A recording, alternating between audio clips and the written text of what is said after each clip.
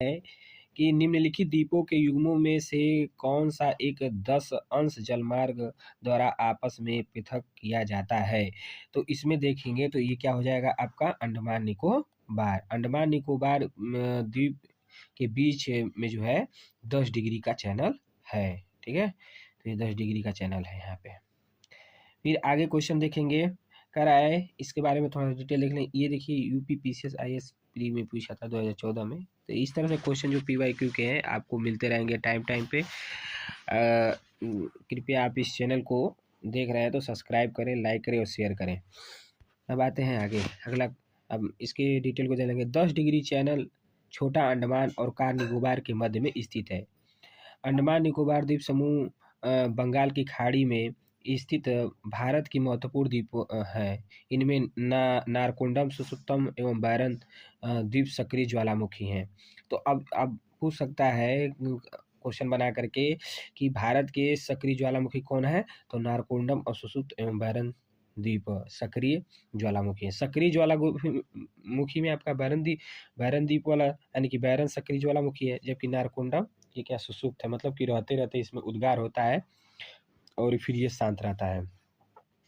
अंडमान द्वीप की सर्वोच्च चोटी सैंडल पीक व निकोबार द्वीप की सर्वोच्च चोटी थुलियर है। मतलब अब देखिए जब अगर कोई द्वीप है तो उस पर अगर कोई पर्वत है तो उस पर सबसे चोटी का दर्जा दिया जाता है। तो उसी प्रकार से अंडमान निकोबार द्वीप समूह में देखा जाए तो सबसे सर्वोच्च चोटी सैंडल पीक है। क्या है? सैंडल पीक है।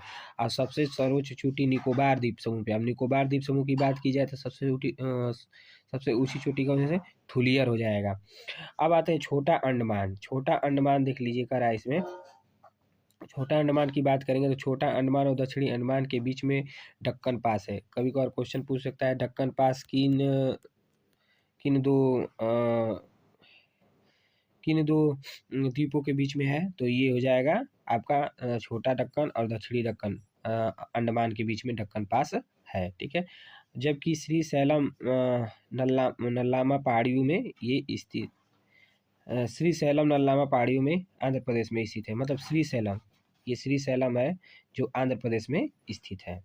ये भी पास ही है। श्री सैलम नल्लामल्ला जो है कि ये भी आपका एक प्रकार का वो है, क्या बोलते हैं, पास है। अब आते हैं अगला क्वेश्चन। अगला क्वेश्चन देखेंगे, कह रहा है कि यहाँ पे सॉरी, भारत का एक विशेष राज्य निम्नलिखित विशेषताओं से युक्त है। कौन सा है भाई, ये पूछा गया है। तो इसमें देखेंगे, थोड़ा सा क्वेश्चन को छोटा कर लेते हैं क्योंकि ये बहुत लंबा है क्वेश्चन। तो यहाँ पे देखेंगे, हाँ ऐसे ही थोड़ा सा ये आ जाएगा तो सही रहेगा।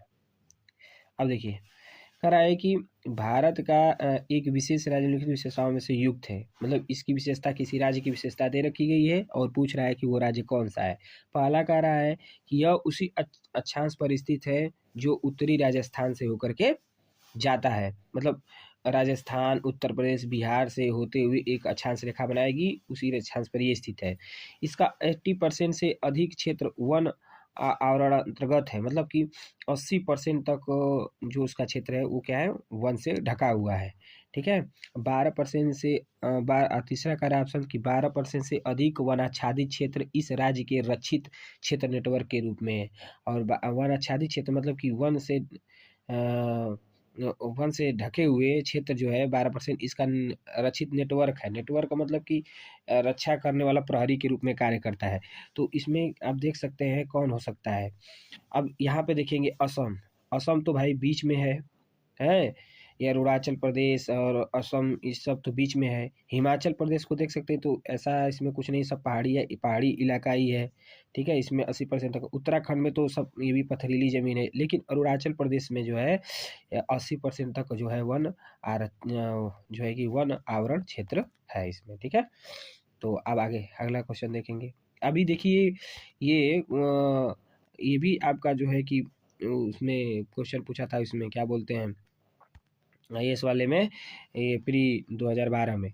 अब इसमें थोड़ा सा इसका डिटेल देख लिया। अरुणाचल प्रदेश उसी अक्षांश पर स्थित है जो उत्तरी राजस्थान से होकर के 12% से अधिक वनाच्छादित क्षेत्र उस राज्य के रक्षित क्षेत्र नेटवर्क के रूप में है तथा इस राज्य का 80% से अधिक क्षेत्र वन आवरण के अंतर्गत आते हैं। ठीक है, ये कब है, ये रिपोर्ट जारी हुआ 80.53%, ये 2021 में रिपोर्ट है, ISFR के द्वारा से ये जारी किया गया।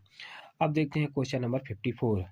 अब 54 क्या कह रहा है कि भारत की आर्द्र भूमियों के संदर्भ में निम्नलिखित में पे विचार कीजिए। आर्द्र भूमि के बारे में पूछ रहा है। तो अभी देखिए आर्द्र भूमि के बारे में पूछ रहा है, तो पहले इसका तो ऑप्शन देख लिया जाए, कहाँ दिया हुआ है, ये ऊपर दिया हुआ है। हाँ, आर्द्र भूमि के बारे में पूछा है। तो अब ये देखिए क्या कह रहा है, आर्द्र भूमि के अंतर्गत देश का कुल भौगोलिक क्षेत्र अन्य राज्यों की तुलना में गुजरात में अधिक है। आर्द्र भूमि वेटलैंड जिसे बोलते हैं। अब ये कह रहा है, सेकेंड वाला कह रहा है भारत में तटीय आर्द्र भूमि का कुल भौगोलिक क्षेत्र आंतरिक आर्द्र भूमि के कुल भौगोलिक क्षेत्र से अधिक है। तो ये दोनों कथन क्या है, सही है भाई। तटीय आर्द्र भूमि का कुल भौगोलिक क्षेत्र आंतरिक आर्द्र भूमि क्षेत्र से अधिक है भाई। तट पे अधिक आर्द्र भूमि मिलेगा भाई, समुद्री तट किनारा है तो इधर भी आर्द्र भूमि मिल सकता है, लेकिन अंदर वाले भी क्या है, कम मिल सकता है। इसलिए ये दोनों क्वेश्चन ऑप्शन क्या हो जाएंगे, सही हो जाएंगे। अब इसके डिटेल देख लीजिए थोड़ा सा। ये भी क्वेश्चन आपका पूछा है 2012 का ही। अब यहाँ पे देखिए इसमें डिटेल देखेंगे, भारत के भौगोलिक, सॉरी सर इसको थोड़ा सा बड़ा कर लेते हैं। भारत के भौगोलिक क्षेत्रफलों के भारत के भौगोलिक क्षेत्र के लगभग 4.86% या 15.98 मिलियन हेक्टेयर क्षेत्र पर आर्द्र भूमि विस्तृत है। ठीक है ना। अगर आपसे पूछ लिया जाए कि भारत के भौगोलिक क्षेत्रफल का लगभग कितना प्रतिशत है, तो आप बताएंगे 4.8